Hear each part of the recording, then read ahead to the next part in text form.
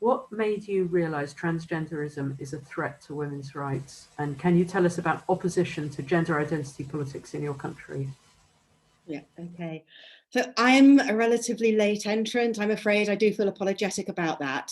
I only woke up to the threat to women's rights when a friend was targeted in the autumn of 2018. So before that, I was vaguely aware that something was happening, but I just hadn't engaged with it. So then this friend was targeted for retweeting an invitation to a Women's Place UK meeting in London for MPs. And it was in a work-related context. So I put a very mild post in my trade union branch's Facebook group saying we should support her. This was my trade union branch where I'm known. I was equalities officer at the time. I thought everybody was going to say, yes, we should support her. Let's do it. How naive was I? Instead, a small number of people just, went berserk over this Facebook post. And I heard for the first time the slogan. So I heard trans women are women, which I hadn't heard up until that time. And I heard there is no debate. So, I mean, the tone as well as the content of those responses just took my breath away. And I went from zero to very, very concerned very quickly, because it seemed so obvious to me that if you're going to argue that trans women are literal women, there's going to be some conflicts of rights that need to be explored and resolved. But if you rule out debate, you can't resolve those conflicts.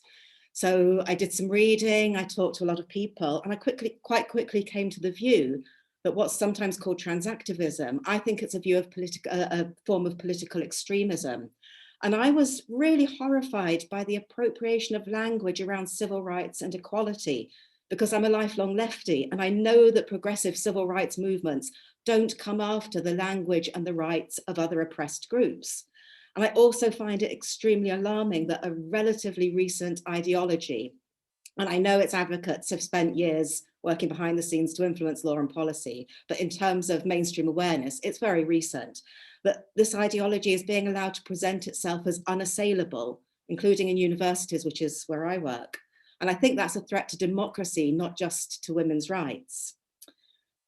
So as to opposition to the gender identity industry, a lot of it comes from grassroots women's organisations and groups. I think for Women Scotland is probably the largest in Scotland and has been very successful in mobilising women. So for example, at the beginning of last year, when the Scottish Government was consulting about the Gender Recognition Reform Bill, for Women Scotland had lots of local groups mobilised out in the streets, out in our communities, talking to people, raising awareness about the proposals. There's lots of other groups. There are neighbourhood groups, there are direct action groups, there are groups working on particular parts of legislation and policy. LGB Alliance is active in Scotland, so that's all at a grassroots level. We also in Scotland have some brave parliamentarians, feminist MPs, who are actively defending women's rights. Now, there aren't very many of them, but they have such a disproportionate effect. So I think one of the things we saw just before the holidays was how effective that a few women can be. So Joanne Lamont successfully proposed an amendment saying sex, not gender, that I know Susan talked about in this session just before the holidays. These MSPs are supported by organised groupings from within the political parties, which I think women in the UK might be aware of.